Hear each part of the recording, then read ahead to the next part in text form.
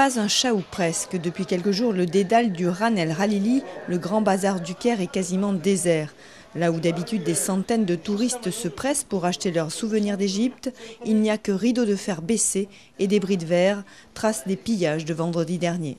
Ils sont entrés dans cette fenêtre et dedans ils ont volé tout l'argent, toutes les choses. C'était un magasin qui vend de l'argent aussi. Depuis, les rares commerçants qui ont gardé leurs boutiques ouvertes sont à l'affût du moindre touriste. Ici, ça va, on est en sécurité, je pense qu'il n'y a pas de problème. Mais je vais vite faire un tour et après je m'en vais. Seuls les expatriés les plus téméraires sont visibles. Au bord du Nil, non loin de la place Tahrir, l'épicentre de la contestation, les touristes ont disparu de paysage. Les hôtels vidés de leurs occupants semblent abandonnés. Plaques de bois ou de métal, tout est bon pour protéger leurs accès. Une situation exceptionnelle qui condamne au chômage une grande majorité des 2 millions de personnes qui vivent du tourisme en Égypte.